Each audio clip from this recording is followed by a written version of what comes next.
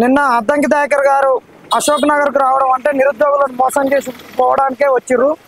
ఎందుకు ఈ మాట అంటున్నాం అంటే వారు ఏ హోదాలో వచ్చింది వారికి తెలియదు. అది ఒకటి.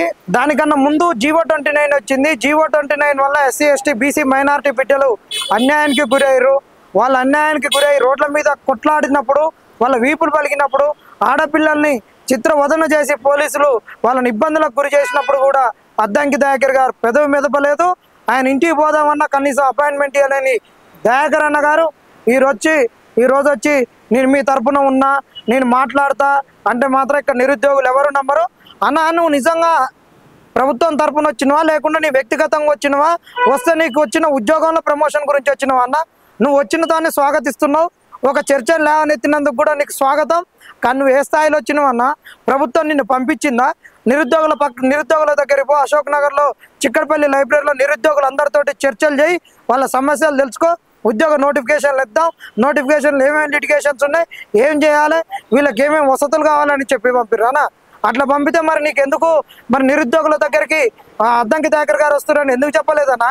ఈ లైబ్రరీ వాళ్ళు వీళ్ళు టెంట్లు వేసి అన్వేషణ వాళ్ళు మరి ఒక 2 రోజుల ముందు నుంచి ఎందుకు చెప్పలేదు? మరి చెప్తే మీకు భయం అయిందా? భయం అయిందంటే మీరు నిరుద్యోగులను మోసం చేసినట్టే కదా. బాజాబ్తా చెప్పాలి. అద్దంకి దయాకర్ అన్న ప్రభుత్వము చర్చలకు పంపితే వచ్చినటువంటి వ్యక్తి కాదు. వీరు వ్యక్తిగత హోదాలోనే వచ్చిర్రు. వారి వ్యక్తిగత హోదాలోనే వచ్చిర్రు కాబట్టి వారి సతీమణి గారిని కూడా తీసుకొని వచ్చి వారి పక్కన కూర్చొని సమస్యలు విన్నారు. వారిద్దరు కూడా అణగారిన వర్గాల నుంచి వచ్చినాం, మేము వాళ్ళ సమస్యలు తెలుసుకుంటామని ఒక సహానుభూతితో వచ్చారు తప్పితే మేము ప్రభుత్వం తరఫున వచ్చినాం, మీకు హామీ ఇస్తున్నాం, మాకు రేవంత్ అన్న దగ్గరికి మిమ్మల్ని తీసుకుపోతాం డెలిగేషన్ ప్రతిపక్షాల దగ్గరికి పోతారు నిరుద్యోగులు అని అంటున్నారు. ప్రతిపక్షాల గడపలో తెలిసినటువంటి వాళ్ళము మా కష్టాలు తీరుస్తారన్న కాంగ్రెస్ వాళ్ళు నీ ఇల్లు తెలియదా ముఖ్యమంత్రి రేవంత్ రెడ్డి గారు? ఈరోజు మేము ప్రెస్ మీట్ మాట్లాడుతుంటే చిక్కడపల్లి లైబ్రరీలో పెడితే సిఐ గారు కేసు పెడతాంటారు, మీరు కేసు పెడతా అంటారు, అందరు తిరుగుతారు. కానీ ఈరోజు ఏ గల్లీలు ఉన్న పోలీసు వాళ్ళు వస్తారు, ఇంటెలిజెన్స్ అన్న వాళ్ళని ఉరికిస్తారు. పాపం వాళ్ళు తినక 12 కాడి నుంచి వాళ్ళని తిప్పుతారు. కానీ ఇంత ఇంటెలిజెన్స్ మా మీద వచ్చిన ఇంటెలిజెన్స్ సమాచారం వస్తుంది. కానీ మరి జనార్దన్ గారు ఈ ఇందిరా వీళ్ళందరూ దేనికి మాట్లాడుతున్నారు, దేని గురించి మాట్లాడుతున్నారు, వీళ్ళు బాధ ఏంది, వీళ్ళు గోస ఏంది అని మరి ఎందుకు ముఖ్యమంత్రి గారు పట్టించుకోవట్లేరు? మరి ఇంటెలిజెన్స్ రిపోర్ట్ని ఎందుకు తుంగలో దొక్కుతున్నారు? ఇదంతా బూటకం. నిరుద్యోగులారా నమ్మొద్దు. ఇంకొక విషయం చెప్తున్నాం. బల్మూరి వెంకట్ గారు బాజాప్తా అమరవీరుల స్థూపం దగ్గరకు వచ్చి బస్సు యాత్ర చేసినటువంటి వాళ్లకు నిరుద్యోగులకు క్షమాపణ చెప్పాలి. 2 చేతులు జోడించి క్షమాపణ చెప్పాలి. బస్సు యాత్రకు నాకు సంబంధం లేదు.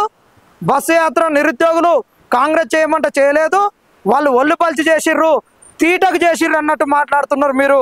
దీన్ని మీరు ఎమ్మటే వెనక్కి తీసుకోవాలి.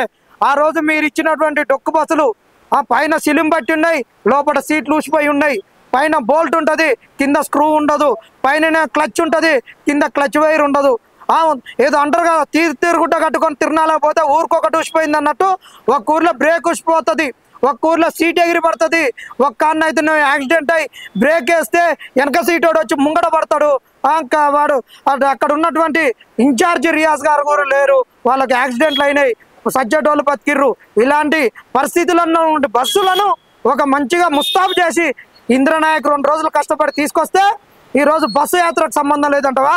నీకు సీట్ రానప్పుడు నువ్వు ఏడ్చేటప్పుడు నీ ఎమ్మటి ఇంద్రనాయకే ఉన్నాడు కదా, నీ ఎమ్మటి ఇంద్రనాయక్ ఉండే నిన్ను ఓదార్చిండు కదా, ఏం కాదన్నా ఉండన్నని. మీరందరూ కూడా కాంగ్రెస్ రాదని ఉన్నప్పుడు బస్సు యాత్ర చేసిన వాళ్ళం మేము, మమ్మల్ని అంటే మాత్రం ఊకోదు. సజీవ సాక్ష్యం ఇంద్రనాయక్ ఉన్నాడు. ఇంద్రనాయక్ అడుగు. బస్సు యాత్ర చేసినప్పుడు అజయ్ కుమార్ సార్ తోటి గాంధీ భవన్ నుండి ఇంద్రనాయక్ బస్సు యాత్రకు డబ్బులు శాంక్షన్ చేయించింది, లెటర్ తీసుకొచ్చింది, ఏఐసిసి మీద లెటర్ తీసుకొచ్చింది ఇంద్రనాయక్ ఉన్నాడుగా మేము అశోక్ నగర్లో ఉంటే. అందుకే బాజాప్తా నువ్వు క్షమాపణ చెప్పాలని అడుగుతున్నాం.